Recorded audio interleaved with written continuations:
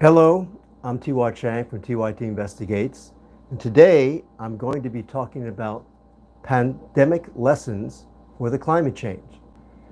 Now, you may be wondering why I'm showing some outdoor dining in New York City to talk about pandemic lessons. The reason is the other day I was walking with my wife to go to dinner, and we noticed that, or I noticed that in New York City, because of the pandemic, the restaurants can only serve outdoors because indoors the virus can spread more easily. Outdoors, the droplets of air that could infect people um, basically get blown away. So if you're 6 feet away outdoors, even if you don't have a mask on because you're eating, you can have service at restaurants. And so now New York City has been transformed, at least in Manhattan, because so many restaurants now have lots of outdoor dining. We were in the meatpacking district, and I saw, we walked about a mile or so, and so many restaurants. And actually, it's a terrible way to get to this point, but it's actually pretty nice to have all the outdoor, that's my wife calling there, outdoor connect. Okay, we're back connected. Sorry. So I was walking and I saw all these outdoor restaurants, and it reminded me of, like Europe, Paris and Venice and Tuscany in Italy and all these things. And it was pretty nice to be when the weather's decent, and they set up these things with canopies and lights. And so it was nice to be able to, go out to eat dinner after months and months of not doing that. And then this was something positive from an awful, a very tiny little positive thing from an awful, deadly pandemic. And I thought about what are we going to learn from this pandemic? What will change from the pandemic? Well, one thing that's changed, for example, is this outdoor dining, but also more bicycles are being ridden in the city. The city's opened up some more bike lanes, and a lot more people are bicycling because of concern about going on the best way to get around New York City, the subways. People are afraid of getting contaminated or infected there. And so the subway system, the ridership is way, way down. And so these are different things that we've learned from the pandemic. We've been forced to change because of the pandemic, and we've learned some lessons. But then I thought there might be a way to also get some more lessons from what are we going to learn in a sort of scientific way from the pandemic. Well, one of the things, first and foremost, is that we've learned during the pandemic very slowly science rules. That is, if you have to follow what science dictates, not what politics dictates, regardless of the politics, you have to follow what science rules. And that, in particular, the wearing of masks, the keeping social distance, washing your hands, and now Dr. Fauci says even considering wearing some kind of eye coverage because there are three places the COVID-19 virus enters the human body, and it's primarily the nose, the mouth, and then the eyes, those three orifices. So we've learned that science rules, that when we follow those simple rules, there's a dramatic decrease in the infection rate. Until a vaccine comes up, that's going to be necessary. And I think that what's happened is a lot of the states that ignored that, Florida, for example, Governor DeSantis, where he said, oh, look, actually he blamed the media, of course, saying the fake media is saying that we're going to have a terrible COVID rate, and look, it's so wonderful. And then 2 weeks after that, it's skyrocketed, and Florida now has the highest infection rate in the country. But now that the country, I'm also trying to get this chats up. Now that the country is following those science rules of the face masks in particular, 75% of the country is now following that. Then the COVID rate, while the death rate is going up, and the COVID rate has been slowly dropping and plateauing, as it were. Now, the death rate always follows the infection rate as first, and then a couple of weeks later, you'll see the death rate. If the infection rate goes up 2 weeks later, then the death rate then goes up. So now that the infection rate is starting to go down, at least the rate of increase, then you'll see after that the death rate will follow. And so far that seems to have been happening. Now I don't have the, here it is, pandemic lessons, and we have the chats. So that's the first thing that we've learned from the pandemic, that science must rule. And eventually it has, because the death rate is now at more than 150,000. So the second thing we've learned from this is that in the United States, in our particular country, as in this chaotic, wonderful democracy or republic that we have a broad range of people, many of whom frankly are wacky and anti-science, anti-intellectual, and just frankly stupid.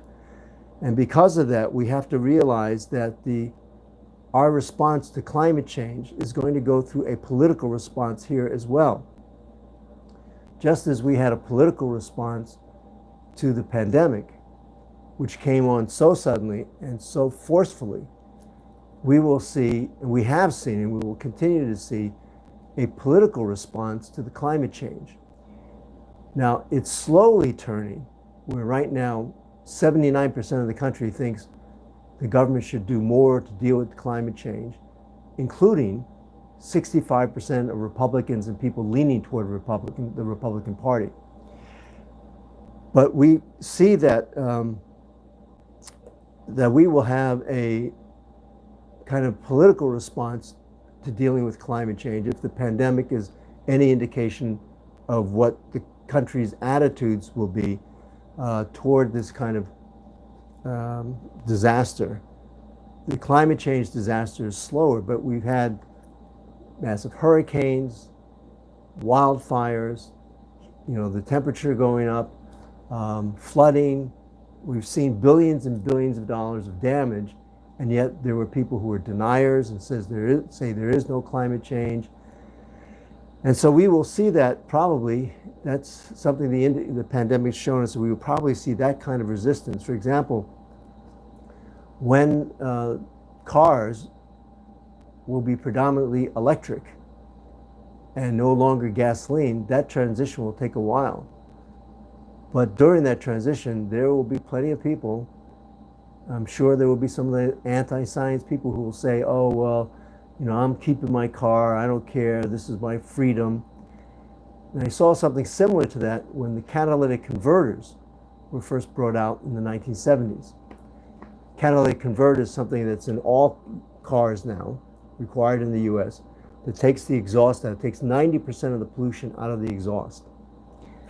Before, when catalytic converters were first introduced and became federal law, there was a lot of resistance to that, with a lot of people saying, this is my individual freedom, this is socialism, these are these tree-hugging liberals trying to change my life. But what happened was, over time, the air in all the major cities began to clear up. In particular, cities like Denver and Los Angeles, where you have inversion, you have a flat plain and then you have mountains, so the air from the plains and the city has nowhere to go because it hits the mountains. Those cities, the air cleared up there as well.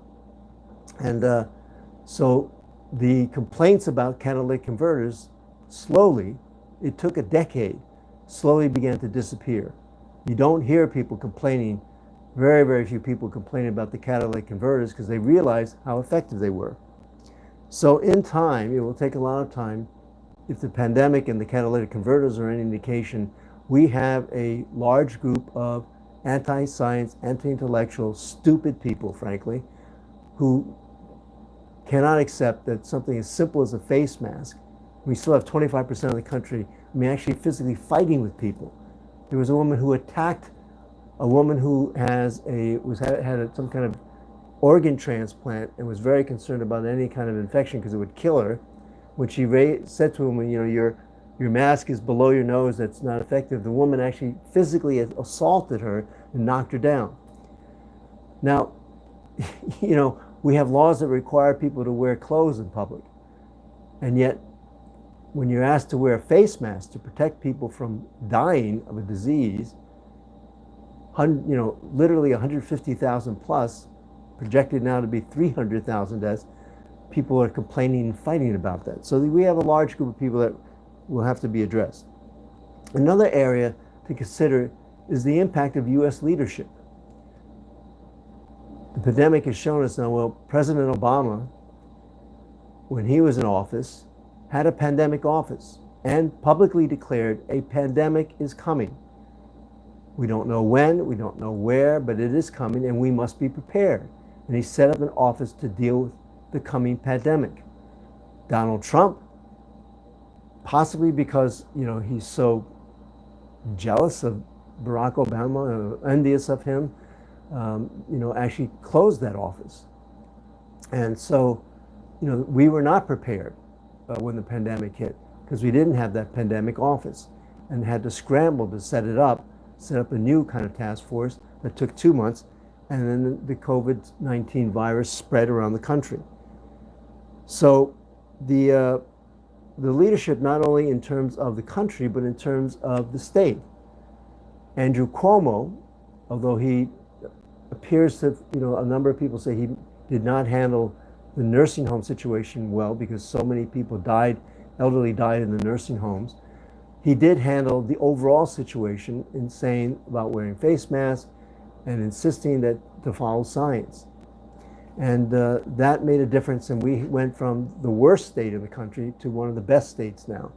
So the way we're set up in this country, the leadership positions make a huge difference. This November 3rd will be an election that could certainly determine the direction we go in climate change, and some argue that it could determine what happens to our democracy as a whole. A fourth thing that's come up, and then I'm going to, well, go to the chats. A fourth thing that has come up is a disparity in how the coronavirus is impacted on different communities, and communities of color in particular.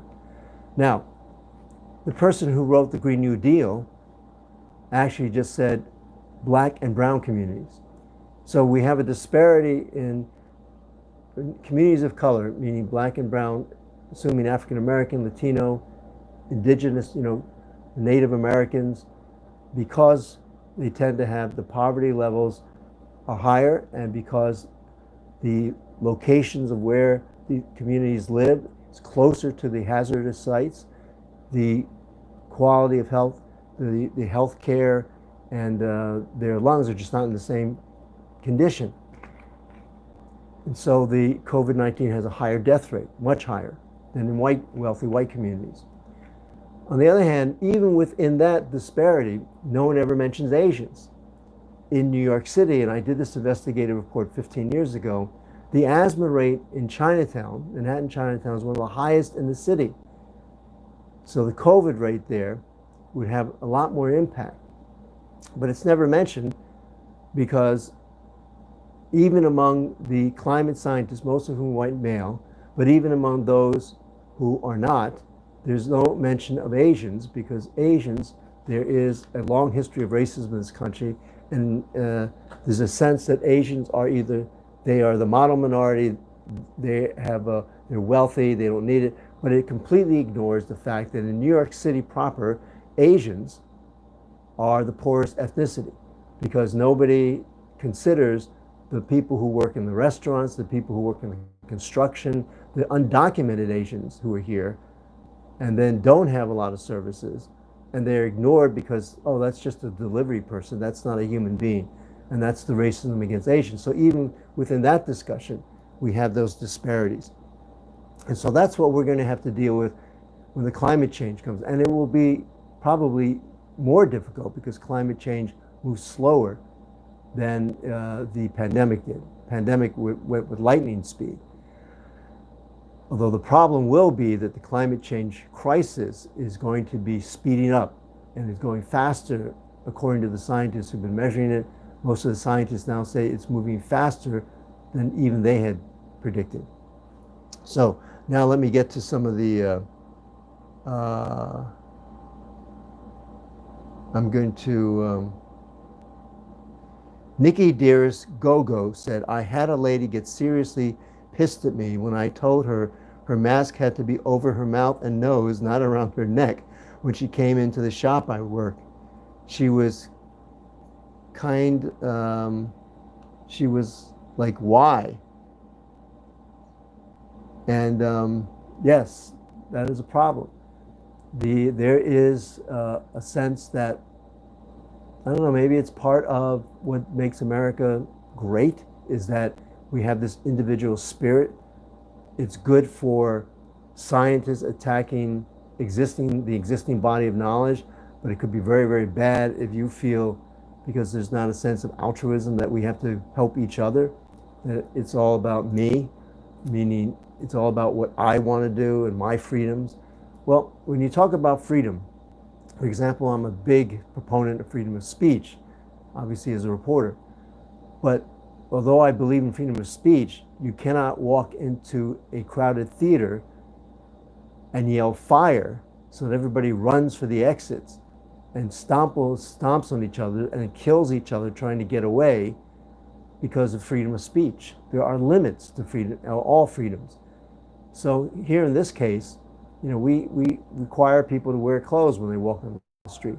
Well, requiring somebody to wear a simple mask over your nose and your mouth so that we stop an infection that's killing tens of thousands, hundreds of thousands of people. So that seems to be a pretty small thing to ask of people. But yes, we have that. That is a problem we are going to be having. Imperator One says, at Nikki, dearest Gogo, honestly, people should just not be allowed in stores without masks nationwide. Well, that does exist, Imperator One. Even Walmart has now said you have to wear a mask. But you've seen a couple of people enter Walmart and actually attack the persons that asked them to please put on a mask. And the funny thing is that the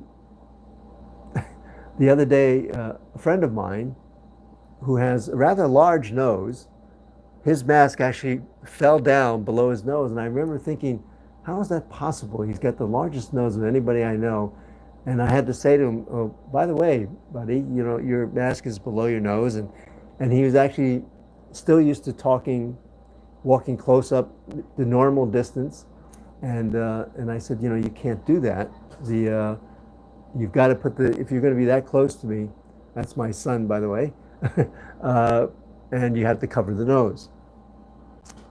So let's go down a little. Okay. Tempadon says, I'm speaking facetiously, but yeah, I get it.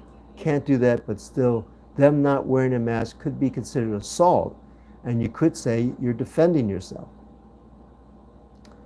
Well, part of this is very, very important, I think. Oh, well, let me read what's right after that.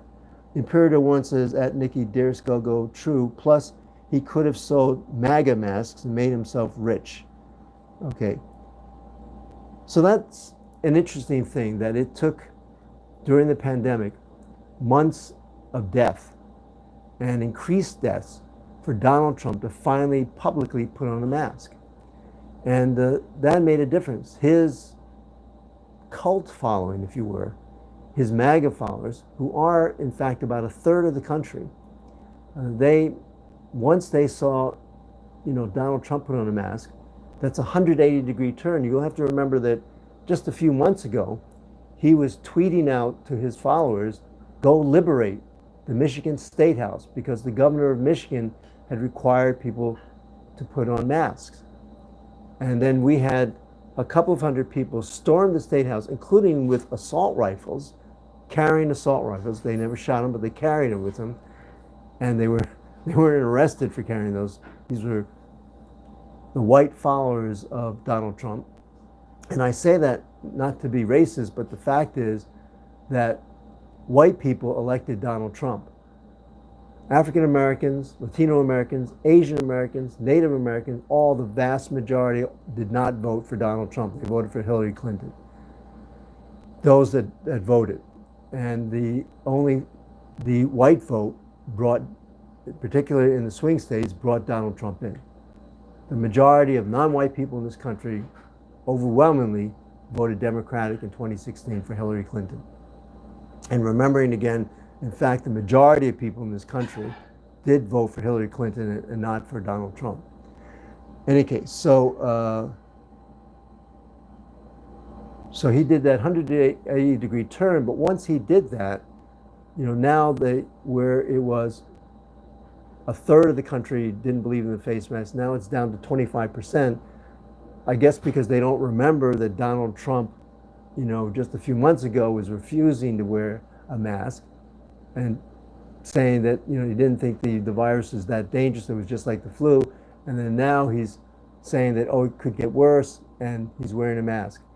So in any case, that has changed. It shows the importance of leadership. And then, let's see.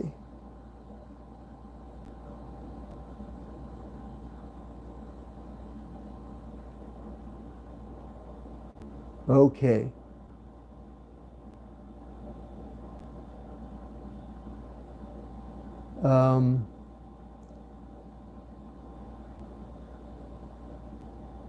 Okay, Ruth Grant says, most chats have questioned on caps, though. Okay, Nikki Dearest Go-Go and Peter, I know the hypocrisy is real. I guess she's talking about the mask. Well, wait, Nikki Dearest Go-Go earlier said, don't you love that protest was fine, but the BLM protests are Antifa terrorists? Well, here's an interesting thing about that.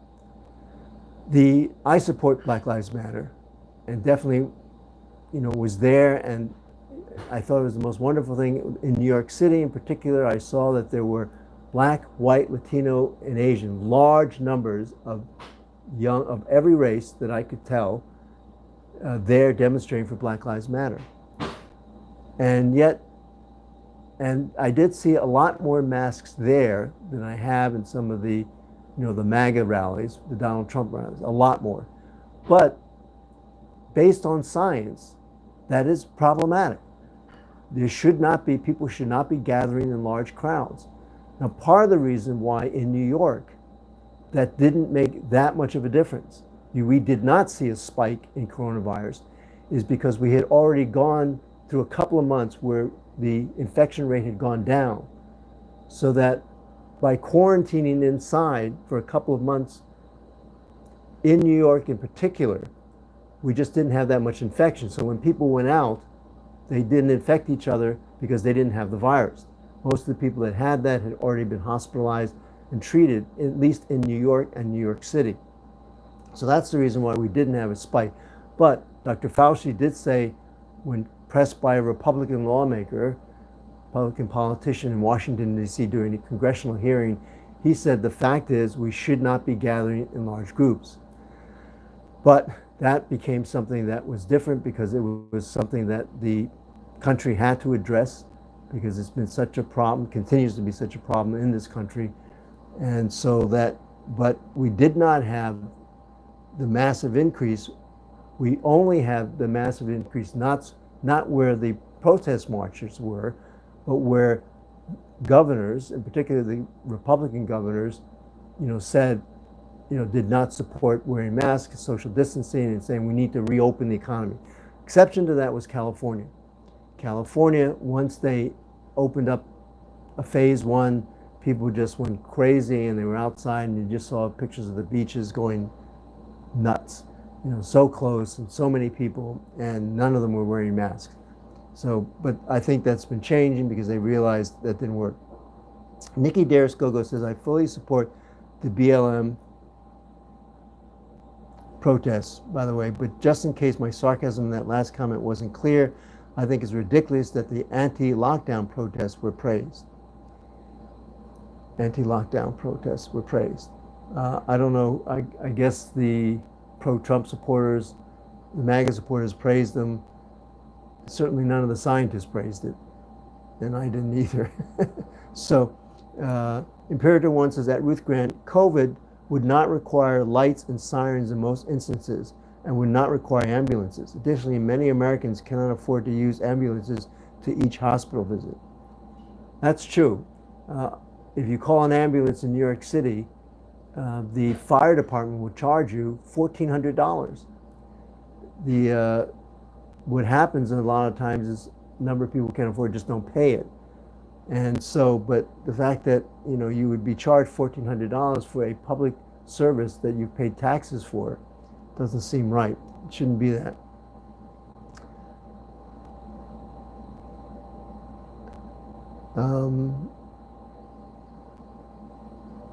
Diamond Onyx says hospitals are overwhelmed. That's true in the border regions of Texas right now. They are overwhelmed. I saw a report on CBS that said that one person that had the COVID-19 infection, viral infection, they had to call 39 different hospitals before they could get that person a hospital bed. So that they are, and Weena Jensen saying $1,400 for an ambulance. It's free in Denmark and the rest of Europe. Yes, well, we know that in the US, we don't have free Medicare for all, which is what Bernie Sanders wanted. And it's called extremist. It's called extremist because the different parties that, you know, benefit from the very expensive healthcare system in the US are opposed to it. And from pharmaceutical companies, insurance companies, doctors, etc. Some doctors, not all. And I think that's something that, you know, what's this pandemic also, what we learned from, we used to talk about how the US medical system was the best in the world. And they always say, oh, well, you know, you could go to, you know, Medicare for all, but then it wouldn't be any good. Well, clearly the US medical system is not that good. This pandemic has shown that our system is not that good.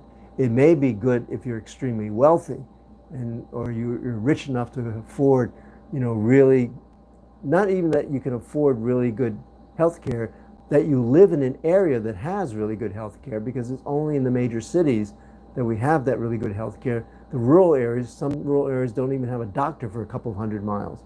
So that's something that was definitely shown not to be the case. The pandemic, we've learned from this pandemic that our health system is not that good. And it may be good for a few, but clearly is not good for the majority.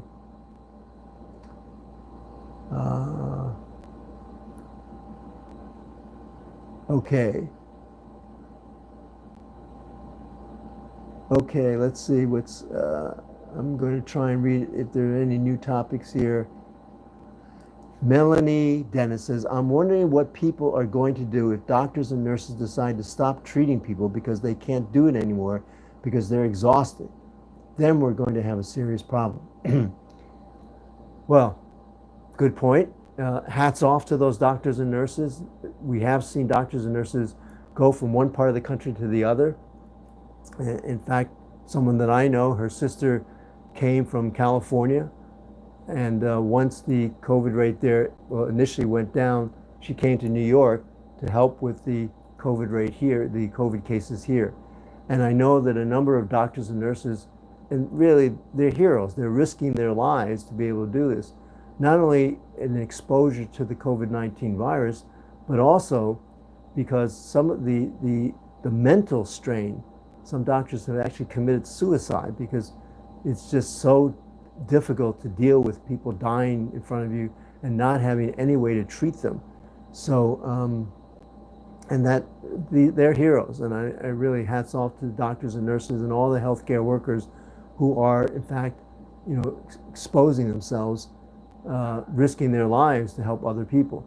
And one thing that has been done is they're moving around the country, but we have a leadership that, you know, resisted the most fundamental, simple, basic things. Put a mask on, keep social distance, wash your hands.